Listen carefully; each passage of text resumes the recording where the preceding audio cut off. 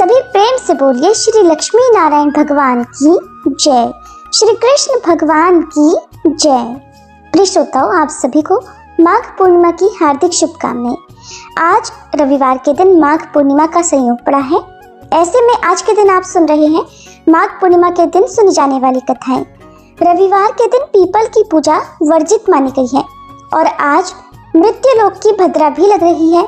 तो आइए कथाओं से पहले हम सभी भद्रा देवी से प्रार्थना करें कि आज के दिन यदि हमसे गलती से, नासमझी से कोई ऐसा कार्य हो जाए जो भद्रा के समय नहीं किया जाता हो तो उसका दोष हमें ना लगे और भद्रा देवी हम पर प्रसन्न हो। तो आइए हम सभी पहले भद्रा देवी के नामों का स्मरण करें। एक बार धर्मराज युधिष्ठिर ने भद्रा के विषय में भगवान श्री कृष्ण से पूछा, हे मधुसूदन, लोक में विष्टि भद्रा नाम प्रसिद्ध है और अत्यंत भयंकर है। ये भद्रा कौन है, किसकी कन्या है और भद्रा की विधि क्या है? तब भगवान ने बताया कि राजन, यह भद्रा भगवान श्री सूर्य की कन्या है। ये सूर्य की पत्नी छाया से उत्पन्न हुई है और शनिदेव की सगी बहन है। वह काले वर्ण, लंबे काले केश, बड़े बड़े दांत और भयंकर रूप वाली है। जन्म लेते ही वह संसार को ग्रास करने के लिए दौड़ी थी। यज्ञों में बाधा, मांगलिक कार्यों में बाधा और उपद्रव करने लगी थी। पूरे विश्व को हानि पहुंचाने लगी थी। उसके इस उग्र स्वभाव को देखकर सूर्य भगवान सदैव चिंतित रहने लगे। फिर उन्होंने उसका विवाह कराने का निश्चय किया। जब जब जिस देवता या असुर या किन्नर आदि से सूर्य नारायण ने भद्रा के विवाह का प्रस्ताव रखा, तब कोई भी इस भयंकर कन्या से विवाह करने को तैयार ही नहीं हुआ। दुखी होकर सूर्यदेव ने अपनी कन्या के लिए विवाह मंडप बनवाया था। भद्रा ने उस मंडप को भी उखाड़ कर फेंक दिया था। उसी समय ब्रह्मा जी वहां आए।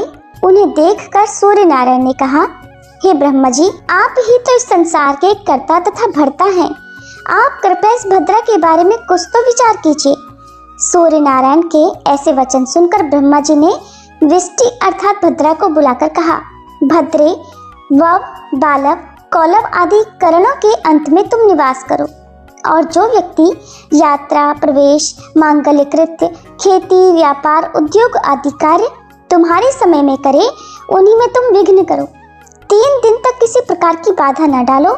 चौथे दिन के आधे भाग में देवता और असुर तुम्हारी पूजा करेंगे। जो तुम्हारा आदर न करे उनका कार्य तुम ध्वस्त कर देना। इस प्रकार विष्टि को उपदेश देकर ब्रह्मा जी अपने धाम को चले गए। इधर विष्टि भी देवता, दैत्य, मनुष्य सभी प्राणियों को कष्ट देती हुई घूमने लगी। भगवान श्री कृष्ण कहते हैं, हे युधिष्ठिर महाराज, इस तरह से भद्रा की उत्पत्ति हुई और वह अति दुष्ट प्रकृति की है, इसलिए मांगलिक कार्यों में उसका अवश्य ही त्याग करना चाहिए। भद्रा का वास 5 घड़ी मुख में, 2 घड़ी कंठ में, 11 घड़ी हृदय में, 4 घड़ी नाभि में, 5 घड़ी कटी में, 3 घड़ी पुच्छ में रहती है। हे युधिष्ठिर, अब मैं तुम्हें भद्रा के 12 नाम बताता हूँ, ध्यान पूर्वक श्रवण करो। धन्या दधि मुखी भद्रा महामारी खरानना, काल रात्रिर महारुद्रा विष्टिश्च कुल पुत्रिका, भैरवी च महाकाली असुराणाम क्षयंकरी, 12 तु नामानि प्रातरुत्थाय यः पठेत्, न च व्याधिर्भवेत् तस्य रोगी रोगात् प्रमुच्यते, ग्रहाः सर्वे अनुकूला सर्यो न च विघ्नादि जायते, रणे राजकुले द्यूते सर्वत्र विजयी भवेत्। अर्थात धन्या, दधिमुखी, भद्रा, महामारी, खरानना, कालरात्रि, महारुद्रा, विष्टि, कुलपुत्रिका, भैरवी, महाकाली और असुरक्षयकारी। जो भी इन 12 नामों का प्रातःकाल पाठ करता है या भद्रा के समय इन नामों का स्मरण करता है, उसे कभी व्याधि का भय नहीं होता। रोगी रोग मुक्त हो जाता है, सभी ग्रह अनुकूल हो जाते हैं, कार्य में कोई विघ्न नहीं आते, युद्ध में राजकुल में विजय प्राप्त करता है। जो विधि पूर्वक इसका पाठ करता है, निस्संदेह उसके सभी कार्य भी सिद्ध हो जाते हैं। इस प्रकार भगवान श्री कृष्ण ने धर्मराज युधिष्ठिर को भद्रा का महत्व बताया था। हम सब भी भद्रा देवी से प्रार्थना करें कि हे भद्रा देवी, हम सब पर भी अपनी कृपा बनाए रखना। अब सुनते हैं माघ पूर्णिमा की कथाएं, जिसमें हम सबसे पहले सुनेंगे कि रविवार के दिन पीपल की पूजा क्यों निषिद्ध होती है। माँ लक्ष्मी जी के परिवार में उनकी एक बड़ी बहन भी थी जिनका नाम था दरिद्रा। एक बार उन दोनों बहनों के पास रहने का कोई निश्चित स्थान नहीं था, इसलिए माता लक्ष्मी जी और उनकी बड़ी बहन दरिद्रा श्री विष्णु भगवान के पास गई और उनसे बोली, हे जगत के पालनहार, कृपया हमें रहने का स्थान दीजिए।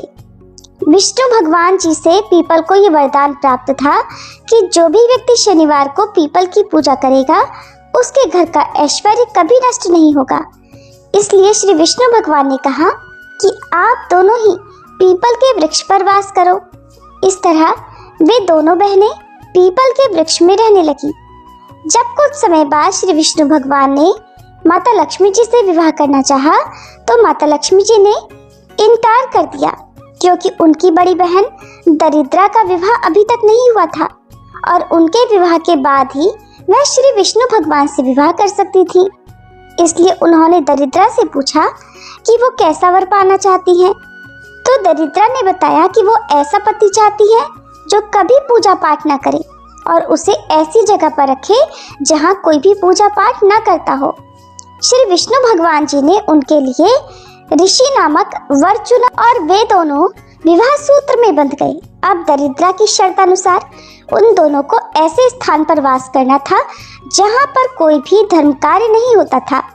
ऋषि उसके लिए उसका मन भावन स्थान ढूंढने निकल पड़े, लेकिन उन्हें कहीं पर भी ऐसी जगह नहीं मिली। दरिद्रा उनके इंतजार में विलाप करने लगी। तब श्री विष्णु भगवान ने पुनः लक्ष्मी जी के समक्ष विवाह का प्रस्ताव रखा। तो लक्ष्मी जी बोली कि जब तक मेरी बहन की गृहस्थी नहीं बसती, हे प्रभु, मैं भी तब तक विवाह नहीं कर सकती। धरती पर ऐसा कोई स्थान ही नहीं है जहाँ कोई धार्मिक कार्य ना होता हो। तब उन्होंने अपने निवास स्थान पीपल को रविवार के लिए दरिद्रा और उसके पति को दे दिया।